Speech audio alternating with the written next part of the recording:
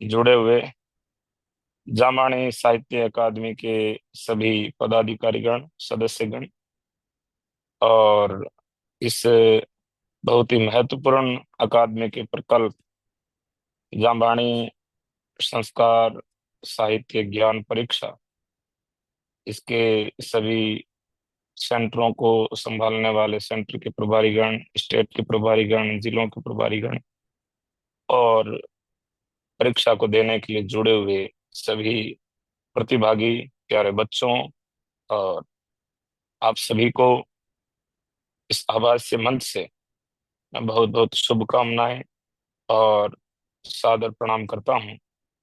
आज हम लोग जो आगामी जामानी साहित्य ज्ञान परीक्षा होने वाली है उसको लेकर के क्या उसके विषय वस्तु रहेगी और उसमें किस प्रकार से बच्चों को तैयारियां करनी है और क्या क्या उसका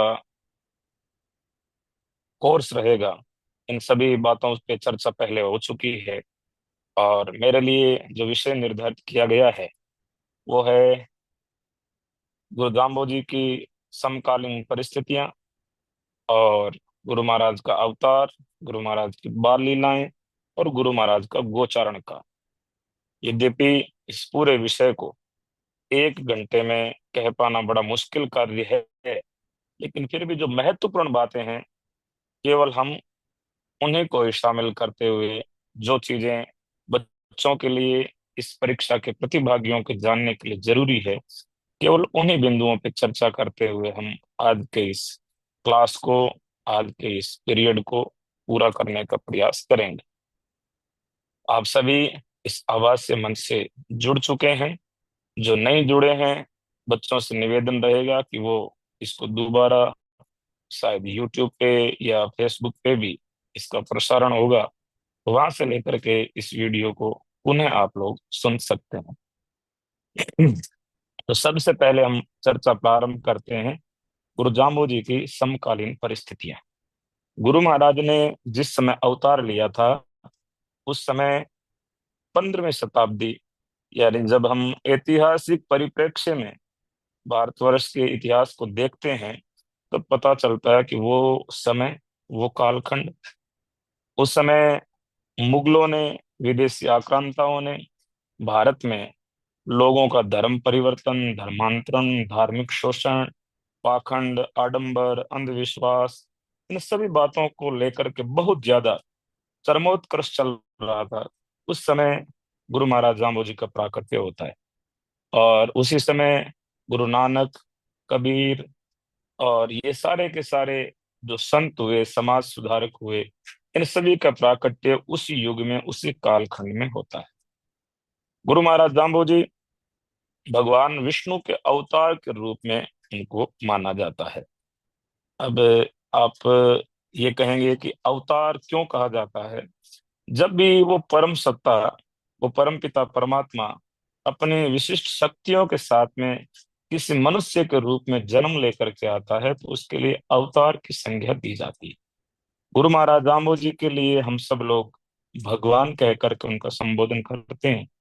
भगवान का अर्थ होता है, जैसे गुणों से संपन्न होता है उसे गुणवान कहते हैं, विद्या से संपन्न होता है उसे विद्वान कहते हैं, धन से संपन्न होता है उसे धनवान कहते हैं, ऐसे ही जो भग से संपन्न होता है उसे भगवान कहते हैं।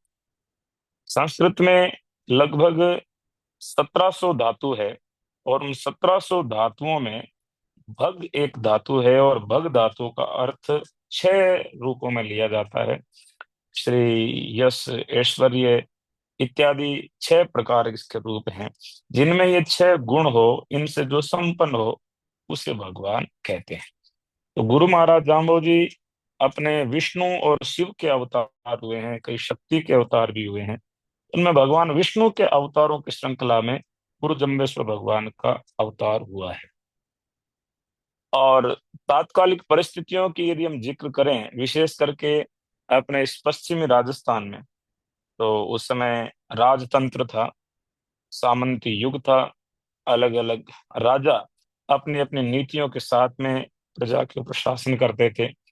धार्मिक स्वतंत्रता थी, लेकिन धर्म को ठीक से समझने के लिए जो साधन होने चाहिए थे, माध्यम होने चाहिए थे, उनमें कहीं ना कहीं विकृतियां आ चुकी थी। इसलिए लोगों के जीवन में भी धर्म को ठीक रूप से समझ पाना बड़ा मुश्किल था।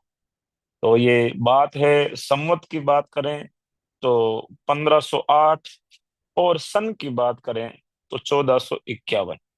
हमारे जो बच्चे हैं वो लगभग कंफ्यूज होते हैं, क्योंकि जब स्कूल में अपने सहपाठी बच्चों से बातचीत करते हैं तो वो हमेशा सन में, जो ईस्वी सन है, उससे काल गणना करते हैं।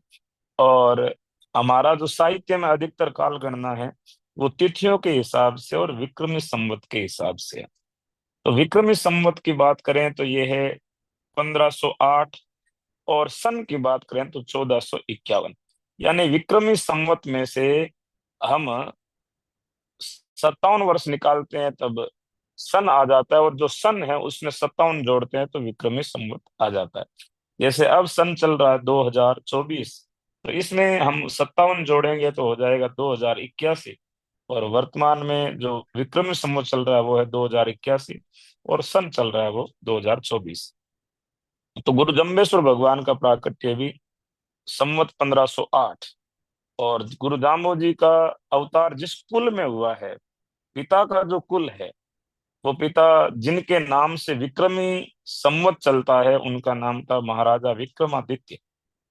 उन्हीं की वंश परंपरा के अंदर गुरु जाम्बो जी का प्राकट्य हुआ है। गुरु जाम्बो जी के दादाजी का नाम रावण जी पंवार था, और गुरु जाम्बो जी की दादी जी, उनका नाम राजादी देवी था।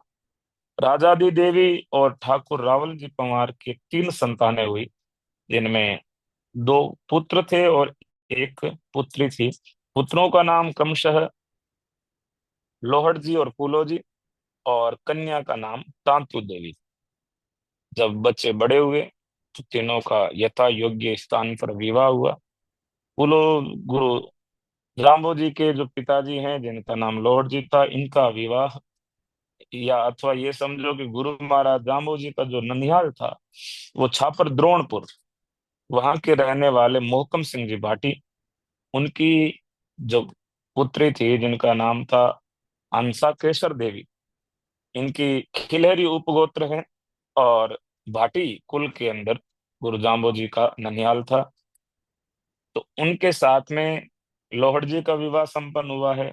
और वो अतांतु का विवाह ननेऊ, जो जांबा के पास में पड़ता है, फलोदी जिले में, वहां के रहने वाले महिपाल जी, जो ईश्वरवाल गोत्र के राजपूत थे, उनके साथ में गुरु महाराज जाम्बो जी की जो बुआ जी थी उनका विवाह संपन्न हुआ। कालांतर में जब बच्चे बड़े हुए, परिवार आगे बढ़ा, तो संसार का जो शाश्वत सत्य है कि जिसका जन्म होता है उसकी मृत्यु होती है, तो उसी परंपरा में, उसी सत्य का सामना ठाकुर रावल जी को भी करना पड़ा। और जैसे ही आयु पूरी हुई, गुरु महाराज के घर से आदेश आया तो वो अपने सांसारिक यात्रा को पूरा कर गए। ठाकुर लोहड़ जी के माता और पिता का देहावसान होने के बाद पैतृक जो संपत्ति थी, कुछ लाडनू में भी थी और कुछ पीपासर में थी। लाडनू की संपत्ति के उत्तराधिकारी के रूप में, वारिस के रूप में, गुरु दामो जी के जो चाचा जी थे जिनका नाम फूलो जी था, लाडनू के वारिस के रूप में फूलो जी को स्थापित किया।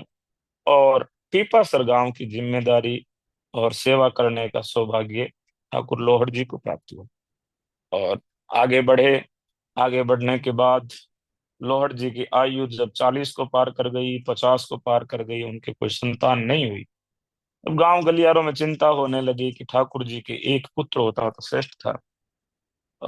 75 वर्ष से ऊपर की अवस्था में जब सामान्यतः हम देखते हैं कि पुत्र जन्म की संभावनाएं न के बराबर हो जाती है, उस समय सब लोगों ने जब आशाएं छोड़ दी थी, तब सोचा कि अब तो ठाकुर जी के पुत्र होने की कोई संभावना भी नहीं। उसी समय संवत 1507 की बात है, बड़ा भीषण अकाल पड़ गया। अकाल की वजह से लोग अपने गांवों को, ढाणियों को छोड़ करके रोजगार की तलाश के लिए, अन्न के लिए, अपने पशुओं के लिए चारा और तृण लाने के लिए पलायन करने लगे, बाहर जाने लगे। उस समय गांव पीपासर के लोग भी ठाकुर लोहड़ जी के पास आए। उन्होंने कहा कि ठाकुर जी, अपने यहाँ अब की बार बारिश नहीं हुई है, गोधन हमारा भूखा प्यासा मर रहा है, और हमारे घरों में भी जो अनाज के भंडार है वो खाली होने की कगार पे हैं। तब किसी राहगीर के बताए अनुसार ठाकुर लोहड़ जी गोवल लेकर के, गोवलवास हमारी जामानी जो परंपरा है और जो हमारी राजस्थान की परंपरा है, इसमें गोवलवास का तात्पर्य होता है कि जब गांव में लोग रहते थे और चौमासे का समय, जहां डाणी लेकर के अस्थायी रूप से 2 महीने के लिए, 4 महीने के लिए अपने आवश्यक सामान साथ में लेके जाते थे, रोटी पानी का, और उस उद्देश्य को पूरा करने के बाद घर आते थे, तो उसको गोवलवास कहते थे। तो ठाकुर लोहड़ जी अपने गांव के लोगों के साथ में गोवल लेकर के छापर द्रोणपुर गए, और वहां पर गौओं को चराने लगे। उनको गांव की एक आंकड़ भी मिल गई, क्योंकि गांव के जवाई थे। उसके बाद में आगे जो घटनाक्रम हुआ कि एक दिन गांव का कोई चौधरी खेत में सगुन विचार के लिए जा रहा था, और सगुन विचार के लिए जाते हुए उसने ठाकुर लोहड़ जी को देख दिया, और देखने के बाद उसने ऐसा कह दिया कि आपके पुत्र नहीं है तो मेरे शगुन खराब हो गए। लॉर्ड जी को ये बात बुरी लगी, उनके हृदय को जो है छू गई, और उन्होंने कहा कि यदि मेरे दर्शन से किसी के खेत में अनाज कम हो जाता है तो मैं ऐसा जीवन क्यों धारण करूं, मैं भगवान से प्रार्थना करूंगा। और लोहड़ जी इस शब्दों से आहत होकर के परमात्मा के सामने सत्याग्रह करने के लिए अनशन करके तपस्या में बैठ गए।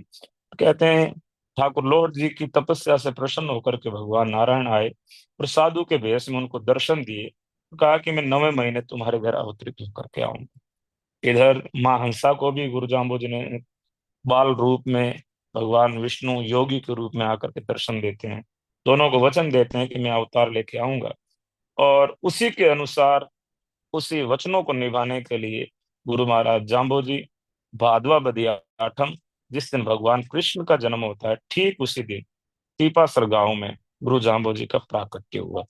जब गुरु जाम्बोजी का प्राकट्य हुआ, तब कहते हैं एक आदित्य तेजोमय बालक, जो जिस रनिवासे में जहाँ भगवान का प्राकट्य हुआ उजाला हो गया है, प्रकाश हो गया है, और गांव के सब लोग खुशियां मनाने के लिए वहां एकत्र हैं, और सब लोगों ने खुशियां मनाई। भगवान को जन्म घंटी देने की तैयारियां हुई, और जन्म घंटी देने के लिए जब सब लोग आए, सखियां आई, माताएं बहनें आई, भगवान ने जन्म घंटी नहीं ली, और जन्म घंटी नहीं लेकर के इस बात का संकेत किया है कि अब की बार मैं निराहारी रह करके जीवन का निर्वाह करूंगा। एक दिन माँ हंसा जो है, जब जन्म घंटी देने के बाद में सब सखियां इधर उधर हुई, तो पलने के अंदर से भगवान अदृश्य हो गए, और पलने से अदृश्य होकर के भगवान, कहते हैं समरातल दौरे पर जाकर के, देवी देवता जो भगवान जब भी अवतार लेते हैं, प्रकट होते हैं, तब उनके दर्शन करने के लिए आते हैं। तो भगवान वहां से अंतर ध्यान हो गए थोड़ी देर के लिए पलने में से। कभी भगवान पलने में भारी हो गए, कभी भगवान माता हंसा की मदद करते हैं, दूध को नीचे उतरवाते हैं। एक दिन कर्ण वेद संस्कार करने वाला आया, तो भगवान के कान में से सुई निकालने लगा, लेकिन सुई भगवान के कान से निकलते ही कान में छेद नहीं हो पाता है, क्योंकि भगवान का जो शरीर था वो दिव्य तेजोमय शरीर था। उसमें जैसे हमारा शरीर तीन चीजों का आश्रित है, यदि तीनों में से एक चीज भी हट जाए तो हमारा जो शरीर है इसका स्वास्थ्य चरमरा जाएगा। सबसे पहली आवश्यकता है भोजन, पानी और नींद। भोजन यदि हम नहीं करेंगे तो 2 4 5 दिन के बाद में हमारा शरीर गिर जाएगा, बिना ऊर्जा के रहित हो जाएगा।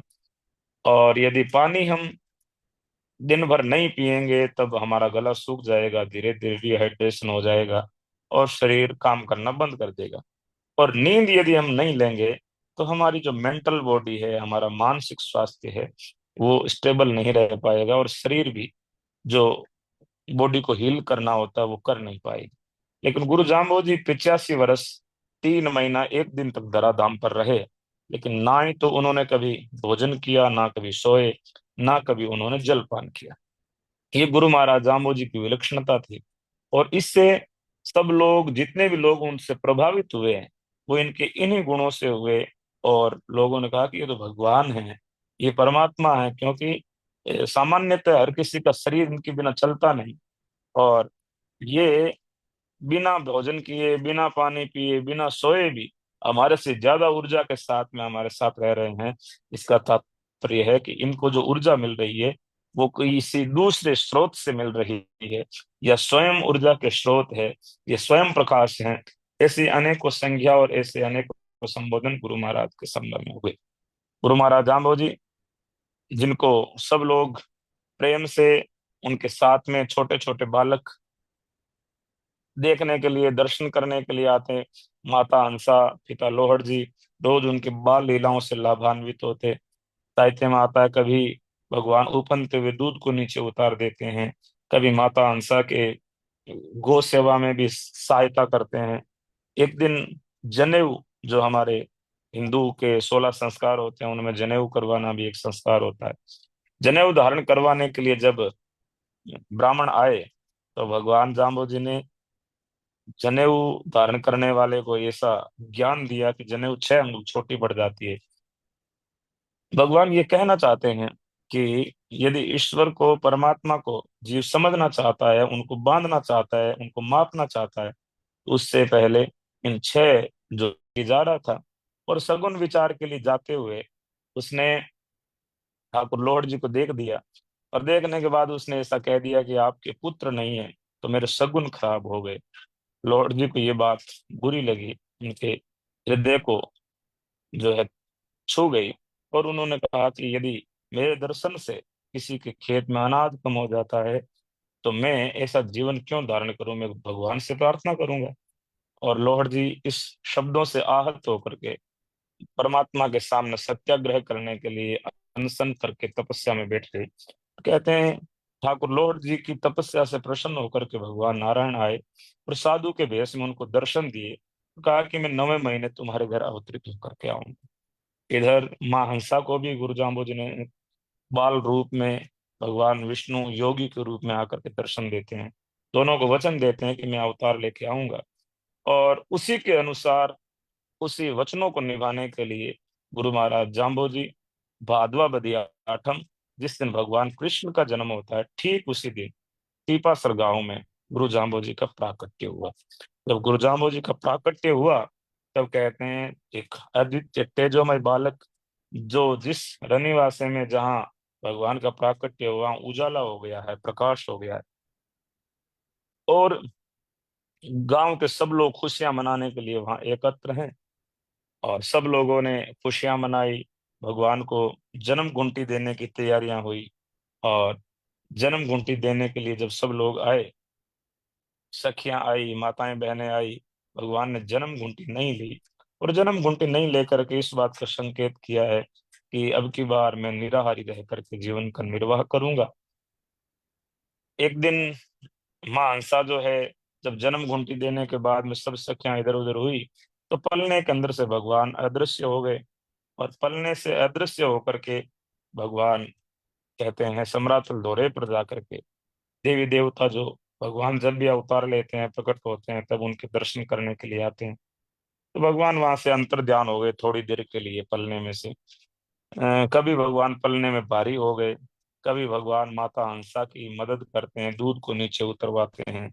एक दिन कर्ण वेद संस्कार करने वाला आया, तो भगवान के कान में से सुई निकालने लगा, लेकिन सुई भगवान के कान से निकलते ही कान में छेद नहीं हो पाता है, क्योंकि भगवान का जो शरीर था वो दिव्य तेजोमय शरीर था। उसमें जैसे हमारा शरीर 3 चीजों का आश्रित है, यदि तीनों में से एक चीज भी हट जाए तो हमारा जो शरीर है इसका स्वास्थ्य चरमरा जाएगा। सबसे पहली आवश्यकता है भोजन, पानी और नींद। भोजन यदि हम नहीं करेंगे तो 2 4 5 दिन के बाद में हमारा शरीर गिर जाएगा, बिना ऊर्जा के रहित हो जाएगा। और यदि पानी हम दिन भर नहीं पिएंगे, तब हमारा गला सूख जाएगा, धीरे धीरे डिहाइड्रेशन हो जाएगा और शरीर काम करना बंद कर देगा। और नींद यदि हम नहीं लेंगे, तो हमारी जो मेंटल बॉडी है, हमारा मानसिक स्वास्थ्य है, वो स्टेबल नहीं रह पाएगा, और शरीर भी जो बॉडी को हील करना होता है वो कर नहीं पाएगी। लेकिन गुरु जाम्बो जी 85 वर्ष 3 महीना 1 दिन तक धराधाम पर रहे, लेकिन ना ही तो उन्होंने कभी भोजन किया, ना कभी सोए, ना कभी उन्होंने जलपान किया। ये गुरु महाराज जाम्बो जी की विलक्षणता थी। और इससे सब लोग, जितने भी लोग उनसे प्रभावित हुए हैं, वो इनके इन्हीं गुणों से हुए। और लोगों ने कहा कि ये तो भगवान है, ये परमात्मा है, क्योंकि सामान्यतः हर किसी का शरीर इनके बिना चलता नहीं। और ये बिना भोजन किए, बिना पानी पिए, बिना सोए भी हमारे से ज्यादा ऊर्जा के साथ में हमारे साथ रह रहे हैं। इसका तात्पर्य है कि इनको जो ऊर्जा मिल रही है वो किसी दूसरे स्रोत से मिल रही है, या स्वयं ऊर्जा के स्रोत है, ये स्वयं प्रकाश है। ऐसी अनेकों संज्ञा और ऐसे अनेकों संबोधन गुरु महाराज के संबंध में हुए। गुरु महाराज जाम्बो जी, जिनको सब लोग प्रेम से, उनके साथ में छोटे छोटे बालक देखने के लिए, दर्शन करने के लिए आते। माता हंसा, पिता लोहड़ जी रोज उनके बाल लीलाओं से लाभान्वित होते। साहित्य में आता है, कभी भगवान उफनते हुए दूध को नीचे उतार देते हैं, कभी माता हंसा के गौ सेवा में भी सहायता करते हैं। एक दिन जनेऊ, जो हमारे हिंदू के 16 संस्कार होते हैं उनमें जनेऊ करवाना भी एक संस्कार होता है। जनेऊ धारण करवाने के लिए जब ब्राह्मण आए, तो भगवान जाम्बो जी ने जनेऊ धारण करने वाले को ऐसा ज्ञान दिया कि जनेऊ 6 अंगुल छोटी पड़ जाती है।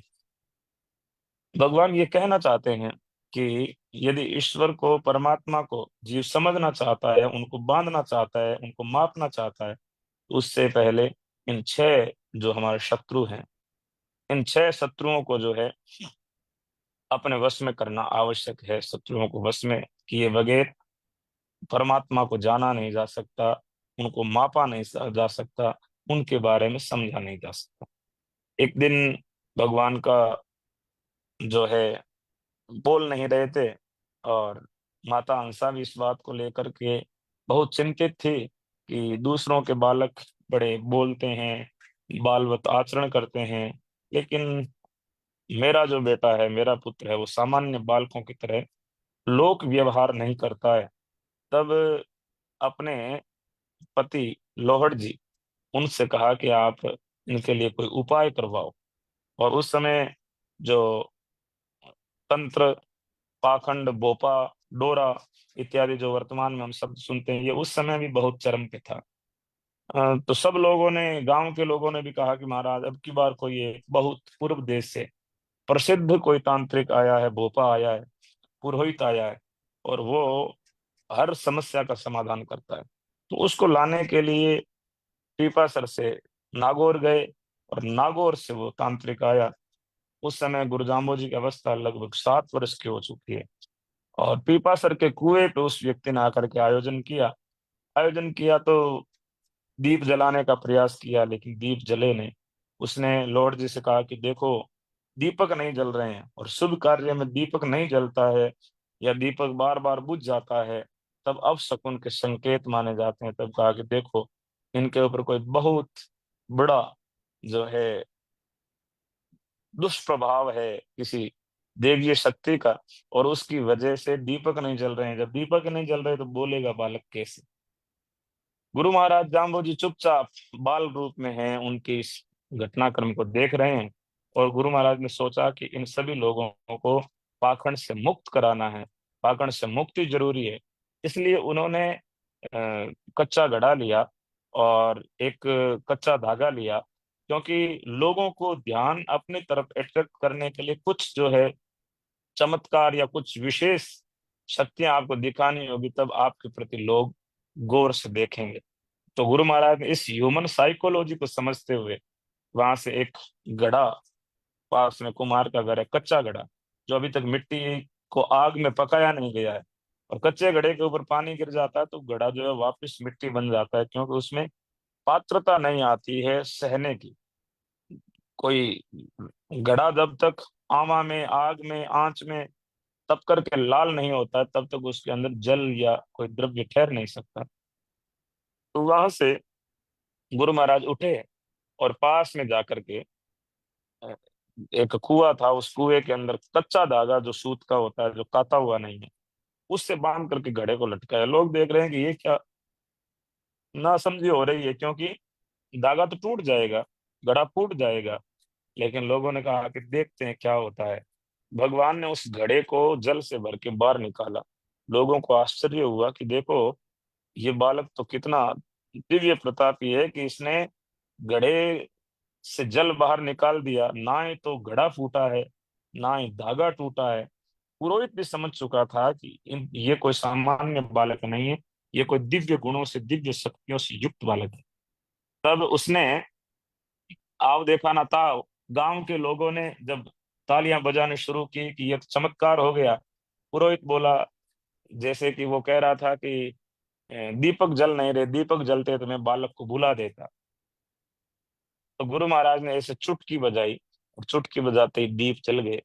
दीप जले, तब लोगों ने कहा कि अब महाराज पुरोहित जी, आप कह रहे थे दीप जलते ही बालक को बुलवा दूंगा, अब बुलवाओ। पुरोहित बोला, अब मैं क्या बुलवाऊंगा, अब तो ये स्वयं ही बोलेंगे और हम सभी के अज्ञान को दूर करेंगे। तब गुरु महाराज जाम्बोजी ने पहला शब्द उच्चारण किया, गुरु चीनो गुरु चीन पुरोहित, गुरुमुख धर्म बखानी। और इतना गंभीर ज्ञान से युक्त गुरु महाराज ने जो पहला शब्द का उपदेश दिया है, उपस्थित जो भी जन समुदाय था वो बहुत प्रभावित हुआ और कहा कि गुरु जाम्बू जी जो लोहड़ जी का बालक है वो तो बहुत परम ज्ञानी है, परम तेजस्वी है, और दिव्य गुणों से युक्त हैं, तो ये कोई देवता है, ये कोई भगवान है। ऐसा नाम, ऐसा संबोधन संज्ञा सब लोग उनको दिया करते थे। तो यहाँ से आगे गुरु महाराज जाम्बो जी का गोचारण काल शुरू होता है। गुरु महाराज जाम्बो जी के जीवन के काल को संत श्री विलो जी महाराज ने तीन भागों में विभक्त किया है। पहला है वर्षात संसार बाल लीला निरहारी, यानी 7 वर्ष तक बाल लीलाएं की है। और वर्ष 27 बहुता धेनुचारी, 27 वर्षों तक, 20 और 7 वर्ष तक गुरु महाराज ने गौवें चराई है। उसके बाद 51 वर्षों तक गुरु महाराज ने देश और विदेश में भ्रमण करते हुए शब्दों का उपदेश दिया। प्रहलाद के जो बाड़े के बिछड़े हुए जीव थे, उन जीवों को सतपंथ पे लाने के लिए ज्ञान से, उपदेश से, अपने दिव्य जो है प्रैक्टिकल चीजों से गुरु महाराज ने उनको रास्ते पर लाने का प्रयास किया। तो 7 वर्ष की अवस्था की बाल लीलाओं के बाद में गोचारण काल प्रारंभ होता है। 7 वर्ष के बाद गुरु महाराज ने गौओं के पीछे, गौओं को चराना, उनके साथ में गौ सेवा करना प्रारंभ कर दिया। गांव के जो छोटे छोटे लोग गौवें चराने जाते हैं बालक, उन्हीं के साथ में गुरु जाम्बो जी भी गौवें चराने के लिए जाते हैं। पीपासर से समराथल तक गुरु महाराज गौओं की सेवा करते हैं, गौओं को चराते हैं। और वहां पे खूब, वहां खूब जो है बारिश हुई।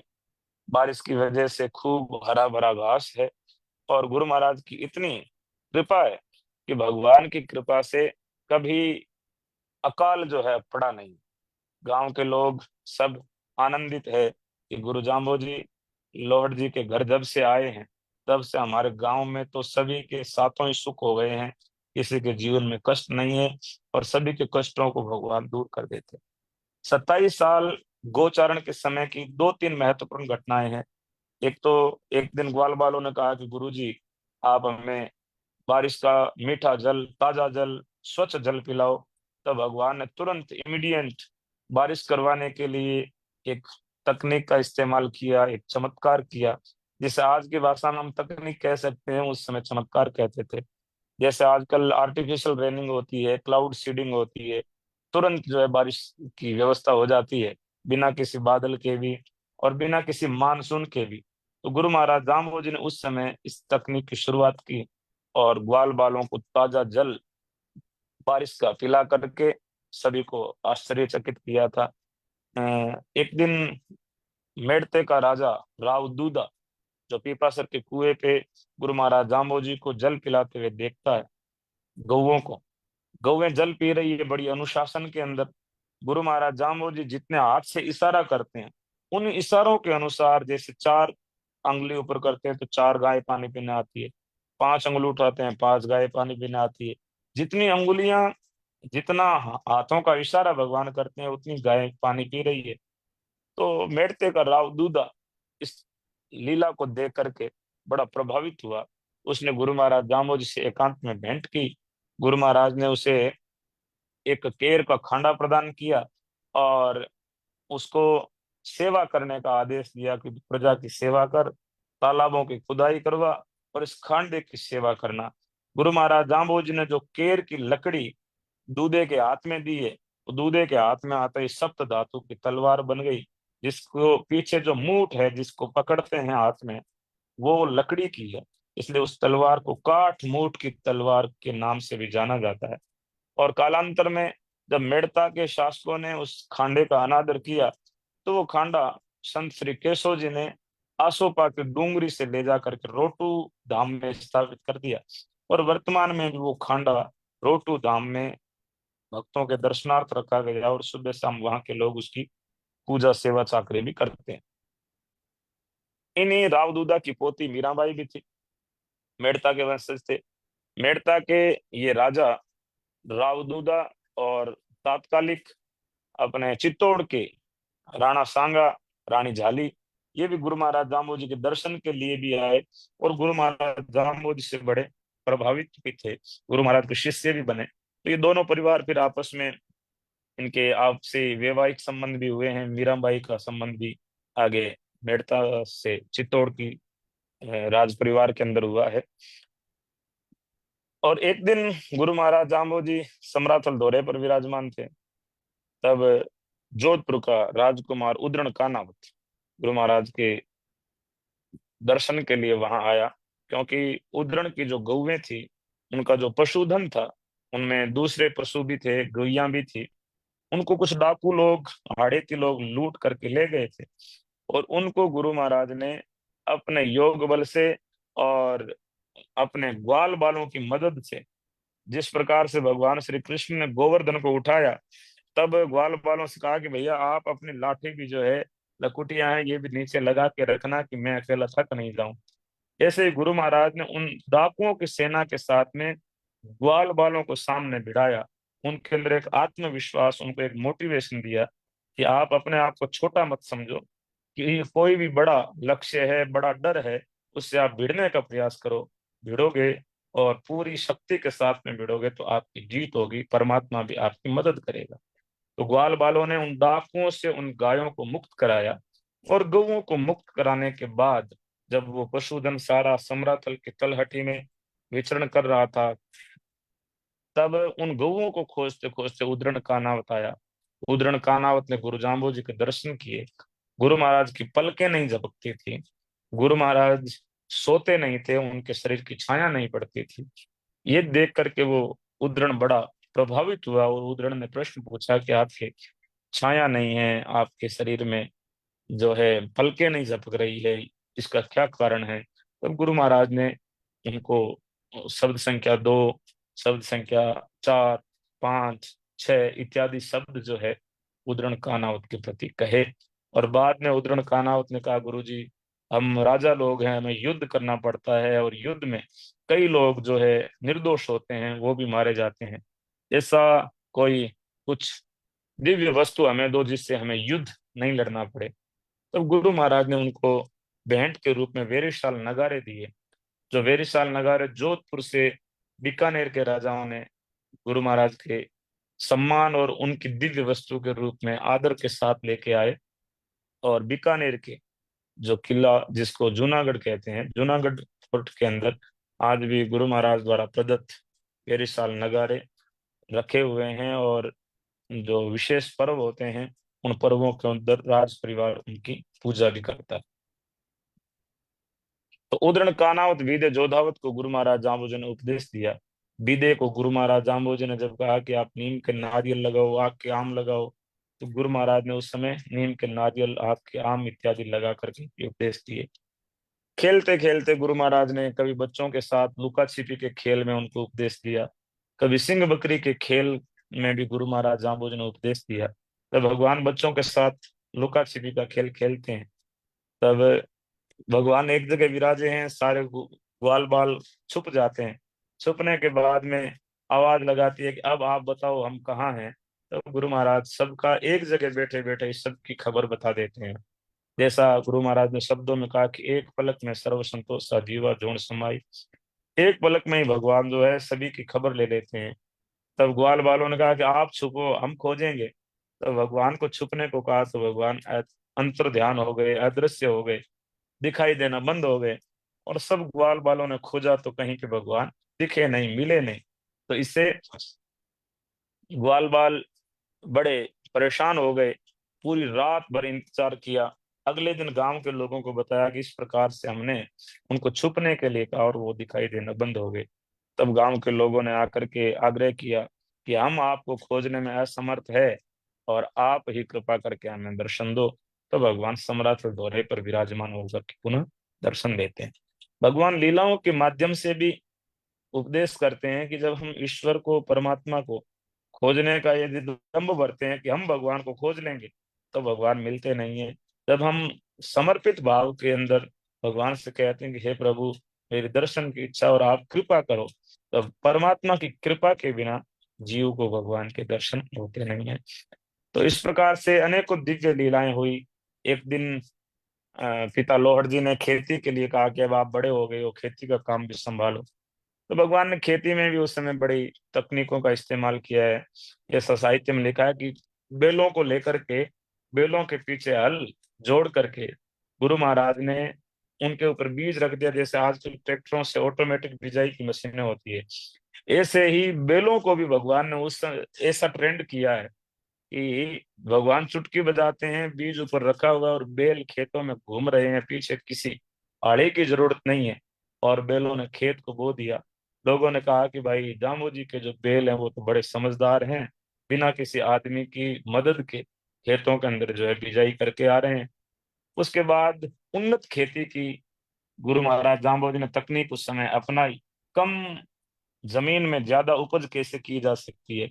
लोगों के खेतों में तो कम अनाज हुआ, लेकिन जो खेती गुरु जाम्बो जी ने की है उससे इतना अनाज हुआ है कि लोहड़ जी के जो कोठार भंडार थे वो सारे के सारे भर गए।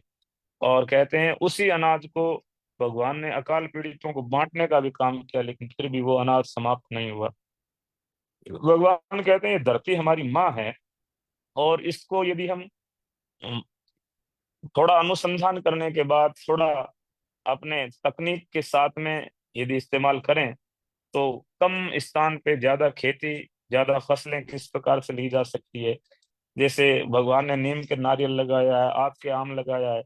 आज वैज्ञानिक जो है अलग अलग कल में चढ़ा करके एक ही पेड़ पे अनेक प्रकार के फल लगा रहे हैं। इन सब चीजों की शुरुआत गुरु महाराज जाम्बू जी ने उस समय ही कर दी। एक दिन बुआ तांतु गुरु महाराज से मिली, और बुआ तांतु कहने लगी कि आप अब बड़े हो गए हो, आपको विवाह कर लेना चाहिए। तब गुरु महाराज जाम्बो जी ने विवाह करने से मना किया कि मैं अपने माता पिता की सेवा स्वयं अपने हाथों से करूंगा। तो गुरु महाराज ने अपने हाथों से माता पिता की सेवा की है। बुआ तांतु कहने लगी कि गुरुजी आप सेवा करेंगे, लेकिन आगे कुल कैसे बढ़ेगा? कुल तो विवाह करने से ही बढ़ेगा। भगवान ने कहा कि मैं, मेरा कुल जो सतयुग से चल रहा है, मेरे जो प्रहलाद पंथ है, उसी को ही मैं आगे बढ़ाऊंगा। और जब तक वो कुल रहेगा, जब तक वो पंथ रहेगा, तब तक तुम्हारे कुल का नाम अमर रहेगा। बुआ तांतु कहने लगी गुरुजी आप तो बड़े सर्वज्ञ हो, ज्ञानी हो, और मेरे जीवन में बड़ा संकट है, यदि आप काट सकते हो तो काटो। भगवान गुरु जामो जी के पास में इतनी दिव्य शक्तियां थी, यदि वो चाहते तो बुआ तांतु के सिर पे हाथ रख करके या उनको अपनी दिव्य शक्तियों से उनके रोग दोष दूर कर सकते थे। लेकिन गुरु महाराज ने बुआ तांतु से कहा कि यदि जीवन में दुखों को दूर करना है, यदि जीवन में किसी भी संकट का निवारण करना है, तो उसके लिए विष्णु के नाम का सुमरन करना पड़ेगा। और बुआ तांतु को संध्या मंत्र का उपदेश दिया। और बुआ तांतु ने उस संध्या मंत्र की शक्तियों से अपने शरीर में जो भी रोग थे, पारिवारिक संकट थे, उन सभी से निजात पाई, सभी से मुक्ति पाई। और हम सब विष्णोई जो गुरु महाराज में श्रद्धा रखते हैं, आस्था रखते हैं, उनको चाहिए कि संध्या मंत्र का सुबह शाम अवश्य पाठ करें। इससे हमारा, हमारी मेंटल हेल्थ और हमारा बाहरी जीवन, इसमें बहुत बड़ा लाभ होता है। भगवान की दिव्य शक्तियां, दिव्य ऊर्जाएं सदैव हमारी मदद करती है। तो संध्या मंत्र का उपदेश गुरु महाराज ने बुआ कांतों को दिया। इस प्रकार से भगवान गौवें चराते हैं, माता पिता की सेवा करते हैं, और गांव के लोगों के साथ में भी बड़े प्रेम भाव से, किसी के जीवन में किसी गोपाल के जीवन में भी कोई संकट है तो भगवान उसका तुरंत निवारण करते हैं। संवत 1540 के लगभग की बात है। उस समय चैत्र का महीना चल रहा है, और चैत्र के महीने में जो चैत्र की नवमी आई है, उस दिन एक नवमी दशमी के दिन पिता लोहड़ जी ने अपना शरीर त्याग दिया। अपने पिताजी से अंतिम बातें की है, उनके मन की बातें की, उनकी खूब जो उनकी अंतिम उपदेश हैं, उनको भी गुरु महाराज जाम्बो जी ने धारण किया। और लॉर्ड जी की जो ज्योति है वो गुरु महाराज जाम्बो जी में समा गई। उनके ठीक 6 महीने बाद भादवे के महीने में माता हंसा ने भी अपना देह त्याग कर दिया। माता पिता के देह त्याग के बाद में जो अपनी संपत्ति थी उसको गरीबों में दीनों में बांट दिया, और पीपासर को छोड़ के गुरु महाराज समराथल दौरे पर आकर के रहने लगे। गुरु महाराज ने समराथल दौरे पर 2 वर्ष तक निवास करते हुए इस चीज का अनुसंधान किया, इस चीज की खोज की कि किस प्रकार से इस बागड़ के लोगों का, मेरे प्रहलाद पंथियों का जीवन का उत्थान किया जा सकता है, कैसा पंथ, कैसा धर्म चलाया जाना चाहिए। और गंभीर चिंतन के बाद में ही गुरु महाराज जाम्बो जी ने विश्नोई पंथ की स्थापना की। तभी तो आज 540 वर्ष होने के बाद भी गुरु महाराज जाम्बो जी के नियम आज के युग में भी उतने ही हमें प्रासंगिक नजर आते हैं। हम लोग देखते हैं कि हमारे चारों ओर जो भी प्रोडक्ट्स हैं, जो भी कंपनियां उत्पाद बनाती है, उनमें थोड़े दिनों के बाद लोग बोर हो जाते हैं, नया डिजाइन आ जाता है, नया मॉडल आ जाता है। यहाँ तक कि मकान जो हम बनाते हैं उनके भी मॉडल पुराने हो जाते हैं, तब लोग जो है नया बनाने की ओर दौड़ते हैं। और विचार भी व्यक्ति एक समय कुछ देता है, थोड़े समय के बाद वो उस विचार पे रह नहीं पाता है। लेकिन गुरु महाराज ने जो नियम बनाए हैं वो आज के युग में भी उतने ही उपयोगी है। तो 2 वर्ष तक गंभीर चिंतन के बाद में गुरु महाराज जाम्बो जी ने विश्नोई पंथ की स्थापना की है। पंथ की स्थापना से पूर्व की बहुत सारी बातें हैं जो आगे आपके विद्वान वक्ता होंगे, वो विद्वान वक्ता यहाँ से आगे के गुरु महाराज के जीवन काल को आपके समक्ष रखेंगे। मैंने बहुत संक्षेप में बताने का प्रयास किया है कि गुरु महाराज जाम्बो जी का बाल्यकाल, गोचारण काल कैसे बीता। जो हमने पिछले 40-50 मिनट में बातें की है, इन बातों को यदि विस्तार दें तो 4 से 5 दिन लग सकते हैं, लेकिन हमने बहुत संक्षेप में समझने का प्रयास किया। अब मैं चाहता हूं कि 10 मिनट तक हम लोग बच्चों के यदि किसी प्रकार के कोई शंका, किसी प्रकार के कोई प्रश्न, या कुछ आज के इस कालांश से संबंधित पूछना चाहते हैं, तो उन बच्चों के प्रश्नों को शामिल करेंगे और उनका मैं जवाब देने का प्रयास करूंगा। डॉक्टर साहब, लालचंद जी से निवेदन रहेगा कि कोई भी बालक या जिज्ञासु अपना प्रश्न अ, लिख करके, चैट जहाँ नीचे लिखा हुआ है चैट, वहाँ लिख करके भी भेज सकते हैं। और लिखे हुए एक बार मैं देख लेता हूँ किसी के कोई प्रश्न है तो। और नहीं तो आप लोग जो है अपना माइक ऑन करके, जो थोड़ी अपनी इसकी तकनीकी समझ रख रहे हैं, वो इसमें लाइव में भी पूछ सकते हैं। तो लगभग आज का जो विषय था उसको मैंने पूर्ण करने का प्रयास किया है, लेकिन इसमें से कुछ रह गया है या कुछ समझ में नहीं आया तो आप में से कोई भी पूछ सकते हैं। धन्यवाद। धन्यवाद गुरु जी। अभी हम देखते हैं, बच्चों के क्वेश्चन लेते हैं। जो जो बच्चा क्वेश्चन पूछना चाहता है वो अपना, आपके मोबाइल पे एक हैंड रेज, हाथ सा बड़ा हुआ हैंड रेज कर दो आप, मैं आपका माइक ऑन कर दूंगा, क्योंकि सभी का माइक ऑन करेंगे तो शोर शराबा ज्यादा होगा। आपके माइक पे, आपके मोबाइल पे एक हाथ का निशान बना हुआ हैंड रेज का। हाँ, ये एक मोबाइल है, लावा ये नाम का मोबाइल। मैं आपका माइक ऑन कर रहा हूँ। हाँ। एक किसी बच्चे ने पूछा है, विनोद बिश्नोई, कि गुरु जी प्रणाम, गुरु महाराज जाम्बो जी ने कितने वर्ष इस संसार में जीवन रखा। तो गुरु महाराज जाम्बो जी ने 85 वर्ष 3 महीना और 1 दिन तक इस धराधाम के ऊपर शरीर के साथ में निवास किया। यानी वो जो जीवन धारण करके आए थे, अवतार लेके आए थे, वो 85 वर्ष 3 महीना और 1 दिन तक रहा। उसके बाद भी गुरु महाराज ने कहा कि आप मुझे जब भी खोजोगे, जहाँ चीनो तहाँ पोई। तो गुरु महाराज आज भी हमारे बीच में मौजूद हैं। लेकिन 85 वर्ष 3 महीना 1 दिन तक गुरु महाराज के अवतार का समय रहा है। और किसी ने पूछा है कि गुरु जी विश्नोई पंथ का परिवर्तन कब हुआ। तो अगले जो वक्ता होंगे वो आपको डिटेल में बताएंगे। लेकिन विश्नोई पंथ का परिवर्तन, यदि सन की बात करें तो 1485 है, और संवत की बात करें तो 1542। और कार्तिक बदी आठम, यानी अब जो पीछे अष्टमी गई थी दीपावली से पहले, उस समय 539 वर्ष पूरे हुए हैं। कार्तिक बदी आठम जो दीपावली से पहले आती है, संवत 1542 को गुरु महाराज जाम्बोजी ने पंथ की स्थापना की थी। किसी ने हैंड रेज किया तो उनको पूछ सकते हैं। हाँ, हैंड रेज किया, वो माइक ऑन कर दो बेटा।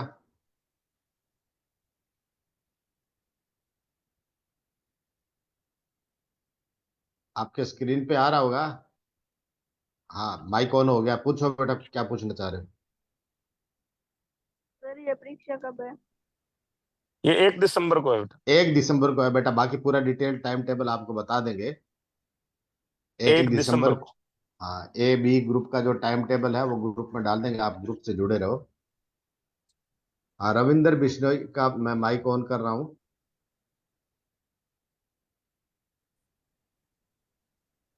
गुरु महाराज जी प्रणाम। भगवान ने जामोदी। कि जी वो कहिए। 84 लाख योनियों के बारे में गुरु जाम्बो जी महाराज ने कुछ बताया क्या है? उससे बहुत डर लगता है, वो लोग डराते भी बहुत है। क्यों डराते हैं आपको? डर तो मतलब उनको ऐसे लगता कह है जो गलत काम करता है। मतलब ऐसे कहते हैं कि भक्ति नहीं करेंगे तो 84 लाख योनियों से गुजरना पड़ेगा, ऐसा कुछ भगवान ने बताया क्या जाम्बो जी बिल्कुल, महाराज? गुरु महाराज जाम्बोजी ने पुनर्जन्म के बारे में अपनी बात कही है। और पुनर्जन्म के बारे में गुरु महाराज जाम्बोजी का जो दर्शन है, वो स्पष्ट संकेत करता है कि यदि आप इस जन्म में अपना कार्य, अपना कर्म ठीक नहीं करोगे, तो आगे आपको अपने से जो नीचे की योनियां हैं उनमें जन्म लेना पड़ेगा। 84 लाख प्रकार की योनियों के अलग अलग डिवाइडेशन अलग अलग धर्म ग्रंथों में किए गए हैं, जिनमें जैसे गुरु महाराज ने कहा कि सेतम सेतु जेरज जेरू अय्यालो उद्भिज खेणी, यानी जो स्वेदज पसीने से उत्पन्न होने वाले, या नमी में उत्पन्न होने वाले, या पानी में उत्पन्न होने वाले, और जेरज जो जेर से उत्पन्न होने वाले, जैसे मनुष्य इत्यादि है, पशु इत्यादि है। अंडज जो अंडे को फोड़ के जन्म लेने वाले, और उद्भिज जो जमीन को फोड़ के उत्पन्न होने वाले पेड़ पौधे इत्यादि। ये 4 प्रकार के जीवों की खेण है। और ये मनुष्य जो है चेतना के सबसे ऊपर के स्तर पे है। इन सभी से निकलने के बाद आया है, या भगवान की कृपा से आया है। लेकिन इस जीवन को यदि भगवान की बनाई हुई मर्यादा के अनुसार नहीं जिएगा, तो आगे उसको वहां यातना भोगनी पड़ेगी। ये सब गुरु महाराज जाम्बोजी अपनी वाणी में आदेश करते हैं। तो गुरु जी मतलब तो हमें मतलब कौन सा कैसा जीवन जीना चाहिए हमें? मतलब ये जो हम जी रहे हैं वो सही है या फिर हम भी भक्ति अ, मार्ग में चले जाए? तो जो हम जी रहे हैं उसमें गुरु महाराज जाम्बोजी ने हमारे लिए 29 सिद्धांत दिए हैं। इन 29 सिद्धांतों का आप जीवन में पालन कर रहे हैं तो आपका जीवन सार्थक है। चाहे आप व्यापारी है, चाहे आप स्टूडेंट हैं, चाहे आप जमींदार हैं, चाहे आप साधु सन्यासी हैं, किसी भी जीवन के जहाँ नियति ने आपको भेजा है वहां आप जीवन को जियो। लेकिन इन नियमों का आप पालन करो तो आपका जीवन सार्थक है। हाँ, एहतराम बिश्नोई जी, आपका माइक ऑन कीजिए। एहतराम बिश्नोई, यहाँ से मैं परमिशन दे रहा हूँ, माइक ऑन कर सकते हैं आप। हाँ, पूछिए। गुरु जी। जाम्बोजी ने विष्णु ने। गुरु जी वो थोड़े समय के अभाव के कारण लाइव में टाइम नहीं आ पाए हो भी वास्ते मेरो एक क्वेश्चन है कि जामो जी महाराज को लोग आगे कई तरह की भ्रांति फैलाई हुई है। जी। कोई के लोअर जी पंवार जाति का जाट है और कोई के लोअर जी पंवार जाति का राजपूत है। वो कोई कहने वाले कुछ भी कहे, अपना साहित्य उनको राजपूत और राजा विक्रमादित्य जिनके नाम से विक्रमी संवत चलता है उन्हीं की वंश परंपरा में उनका जन्म मानते हैं, तो वो राजपूत वंश में ही थे। अब कंट्रोवर्शियल रूप से लोग जो है बहुत सी चीजों को अपनी जाति का दिखाने का प्रयास करते हैं, वो करते हैं जो ठीक भी नहीं है। उनको ऐसा नहीं करना चाहिए। अपना जो साहित्य है वो स्पष्ट रूप से यही कह रहा है कि वो राजपूत वंश में उनका जन्म हुआ था। मतलब जो लोग कह रहे, कुल मिला के बात ये है कि विष्णुई धर्म के खंडन के लिए ये अपने आप को जाट बताने की कोशिश कर रहे हैं। क्योंकि हमारा जो समाज है वो अधिकतर जाटों में से ही निकल करके विश्नोई बने हैं, इसलिए शायद वो लोग इसी बात को बताने का प्रयास कर रहे होंगे, या उनकी क्या मंशा वो जाने। लेकिन गुरु जाम्बू जी की वंश परंपरा जो है, राजा महाराजा विक्रमादित्य की वंश परंपरा में लॉर्ड जी हुए, और उन्हीं की परंपरा में गुरु जाम्बू जी का प्राकट्य हुआ है। हाँ, गुरु तनिषा जाम्बो बेटा पूछ। हाँ तनिषा बेटा, माइक कौन है, पूछो। गुरुजी जाम्बो जी ने कितने वर्ष तक गौएं चराई थी? 27 ईयर तक, 27 सालों तक गुरु जाम्बो जी ने गोचारण किया है, गौवें चराई। ओके। थैंक यू बेटा। साहिल जानी, साहिल जानी आपका माइक ऑन कर रहा हूँ मैं, माइक ऑन कीजिए।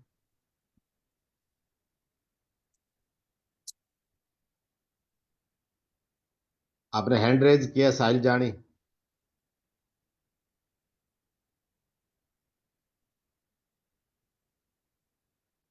प्रिया, प्रिया आपने माइक ऑन किया, प्रिया मन्नत। हाँ बेटा जो माइक, हाँ साहिल जानी आपका माइक ऑन हो गया, बोलिए आप। प्रणाम गुरुजी। जाम्बो जी ने विष्णु। गुरुजी आपने नूम प्रणाम गणो स्टार्ट किया है जी। ये अपनी जामानी जो परंपरा है, इसमें 9 प्रकार के नन्हे हैं। उनमें जो नए से शुरू होने वाली 9 चीजें हैं। जो संध्या मंत्र, इसको निवण मंत्र कहते हैं। निवण मतलब श्रद्धा के सहित केवल तन को ही झुकाना नहीं, मन को भी निर्मल करके किसी को प्रणाम करना, तो निवण प्रणाम हमारा विष्णुओं का अभिवादन मंत्र है। कोई भी नया पंथ, नया समाज शुरू होता है तो उसमें एक उनका अभिवादन प्रणाली होती है। जैसे जैन है, उनमें जो है नमोकार होते हैं, उनमें जय जिनेन्द्र होता है, कोई जय माता जी का किसी का है, किसी का राम राम है, किसी का हाँ राधे राधे है, किसी का सलाम है, और अपने सिखों में जो है सत श्री अकाल है। ऐसे हाँ ही जी। साधु संतों में भी जो अलग अलग परंपराएं हैं, उनमें भी उनका अभिवादन मंत्र है। कोई ओम नमो नारायणाय कहता है, कोई आदेश कहता है।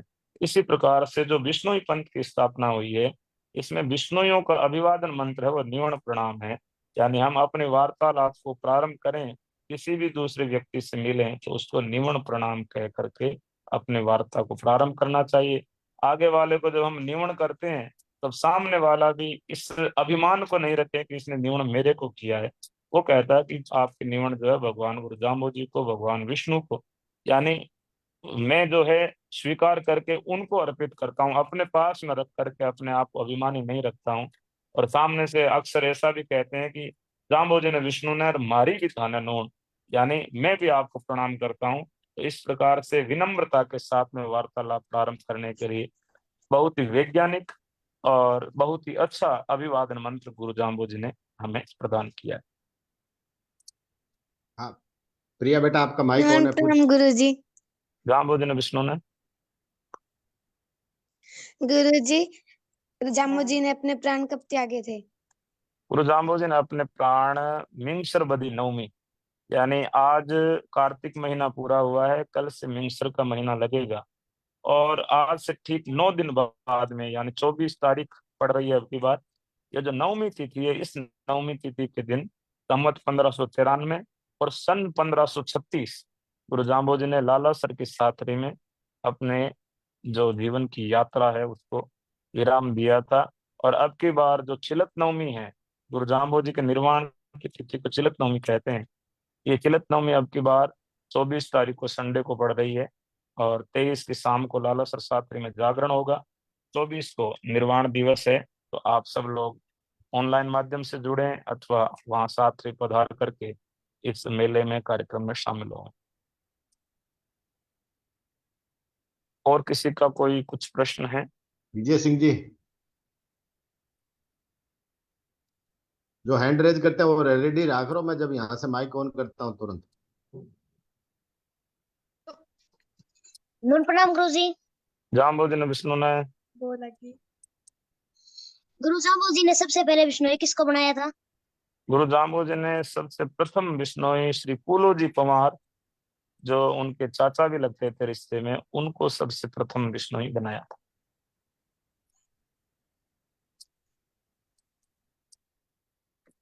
और सुमित्रा। कोई? हाँ, एक एक एक क्वेश्चन और ले लेते हैं। सुमित्रा बेटा, आपका फोन ऑन है? हैंड रेज करके सुमित्रा।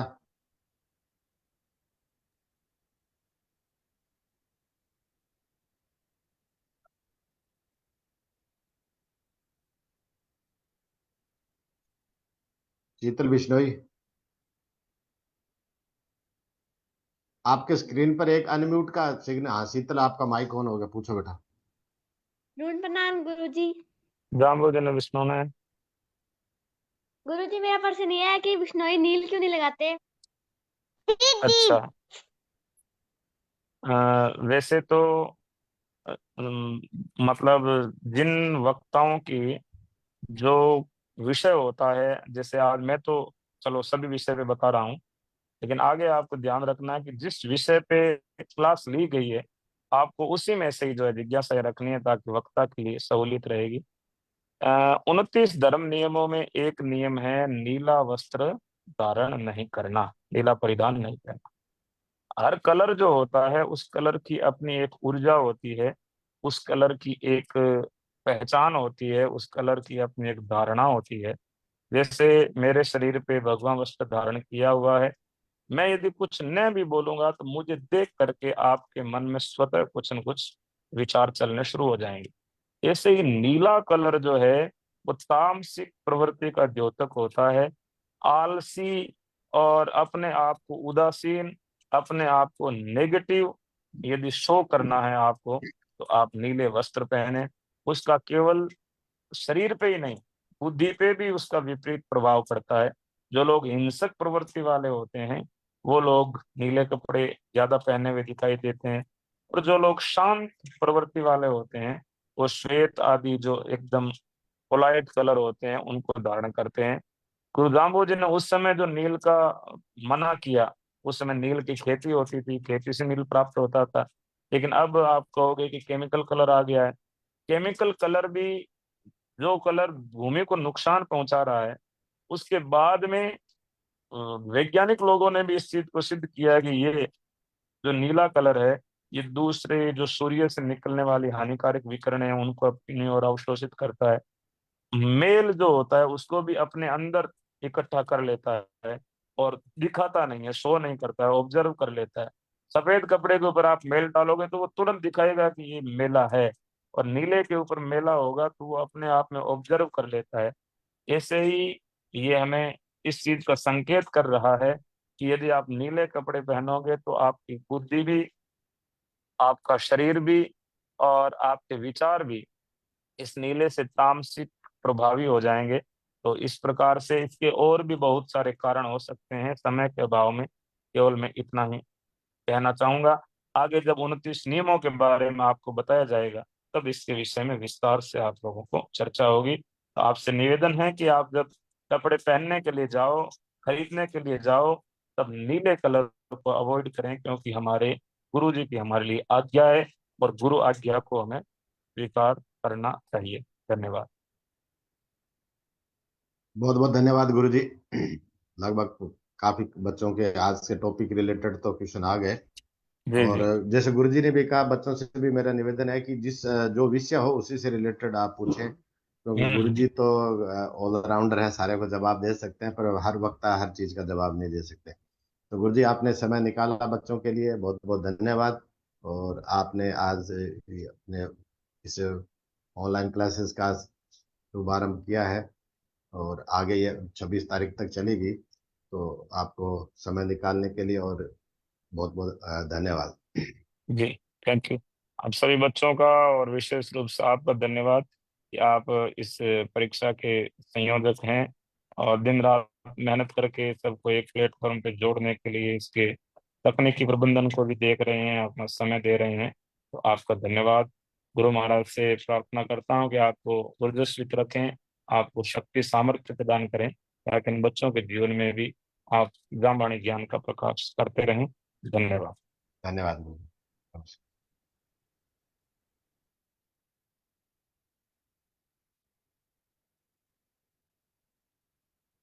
बच्चा, आज अपना ये पहला लेक्चर था, गुरुजी का था। और उसके बाद में टाइम टेबल हमने सोशल मीडिया पे डाल ही रखा है कि हर रोज नए नए वक्ता अपने आएंगे। टाइम यही रहेगा शाम को 7 से 8 बजे तक।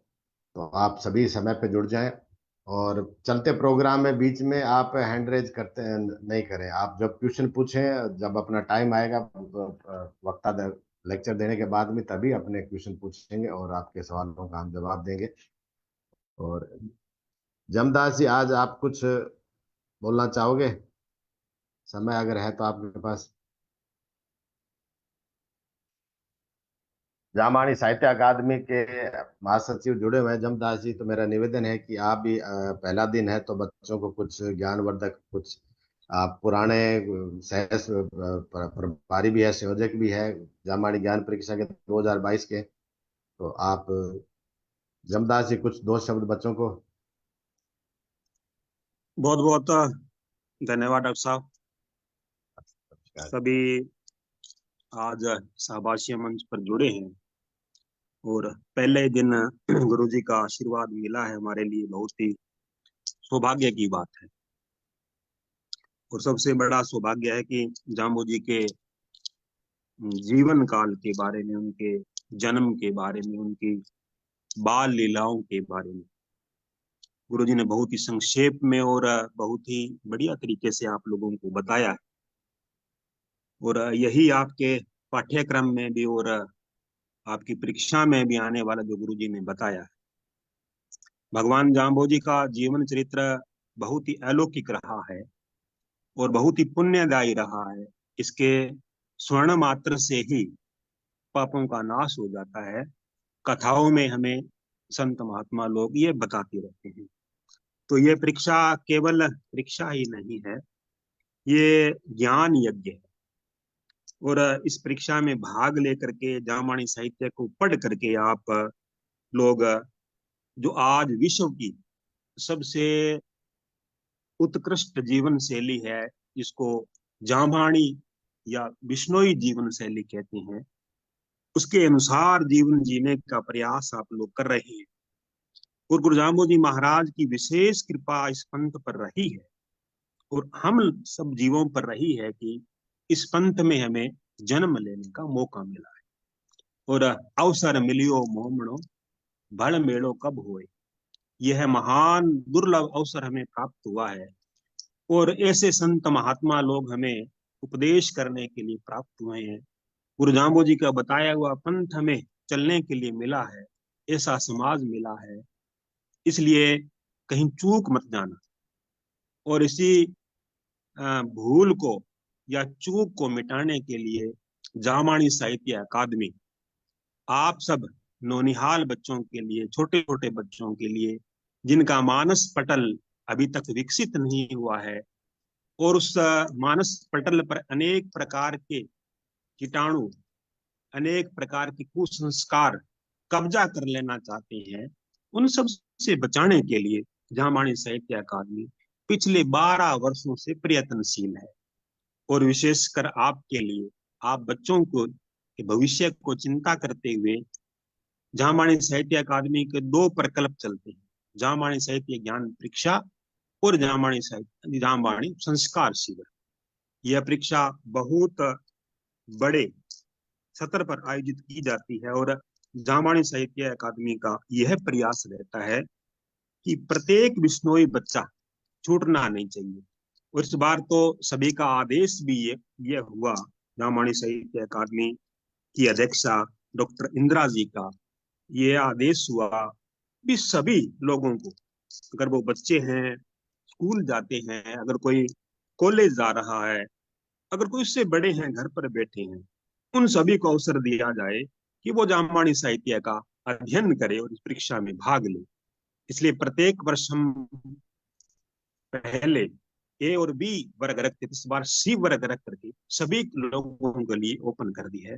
सभी आप लोगों से निवेदन है कि ये जो हमारी क्लासे चलेगी 12 दिन तक, आज एक दिन हो गया, 11 दिन और चलेगी, इसमें आप मनोयोग से भाग लें। अगर जूम पर आप जुड़े तो ठीक है, नहीं हमारा फेसबुक पेज पर, जामानी साहित्य अकादमी का फेसबुक पेज है, उस पर ये लाइव होता है। और अब भी जो नहीं सुन पाए हैं आज, वो फेसबुक पेज पर जाएं, वहां पर ये ऑन रिकॉर्ड है, वहां पर आप इसको सुन सकते हैं, दोबारा सुन, कभी भी सुन सकते हैं। कल का जो कालांश होगा, जो लेक्चर होगा, वो अगले वक्ता का होगा। डॉक्टर साहब को मैं बहुत धन्यवाद देता हूँ कि इतने बड़े, पिछली बार भी जब मैं राष्ट्रीय संयोजक था और डॉक्टर साहब का बहुत बड़ा सहयोग मेरे को मिला था, और हमने पूरे देश में 50,000 बच्चों की परीक्षाएं करवाई थी। इस बार भी डॉक्टर साहब संयोजक हैं और मेरे पास महासचिव का पद है। तो हम सभी लोग, सब अकादमी के सभी सदस्य लोग इसमें मनोयोग से जुड़े हुए हैं। आप सब लोगों के सहयोग की हमें हर समय अपेक्षा रहती है। डॉक्टर साहब का आप सहयोग करें, अधिक से अधिक बच्चे जिन्होंने पंजीकरण करवा करके परीक्षा देने जा रहे हैं वो भी, जिन्होंने पंजीकरण नहीं करवाया है वो भी, जो घर बैठे हैं बूढ़े बुजुर्ग लोग हैं वो भी इस क्लास में अवश्य जुड़े। इस नई नई बातें, नए नए वक्ता अच्छी अच्छी अपने ज्ञान की बातें बताएंगे, उनको आप सुने।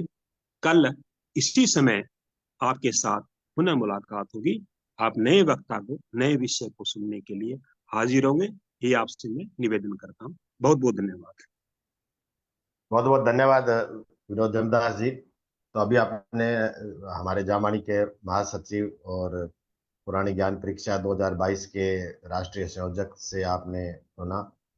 और अभी आप सबसे निवेदन है कि कल यही शाम का टाइम 7 से 8 वापस आपने को जुड़ना है। लगातार अपनी क्लासें चलेगी 26 तारीख तक, और ज़्यादा से ज़्यादा जुड़े। जो आपके साथी नहीं जुड़ पाए उनको भी बोले, और जो अपने ग्रुप में नहीं जुड़े हुए हैं, जो अपना जो 2 ग्रुप है, एक तो व्हाट्सएप चैनल है और एक टेलीग्राम ग्रुप है, तो जो नहीं जुड़े हैं वो आप उनको जोड़ो, क्योंकि सारी सूचना उनके थ्रू ही जाएगी। जो भी अपने परीक्षा का लिंक होंगे या और कुछ होगी, जो भी सूचना अपनी है सारी उसी में ज्यादा से ज्यादा जुड़े। और कल अपने इसी वक्त शाम को 7 बजे फिर मिलते हैं। सभी को नमस्कार, गुड नाइट।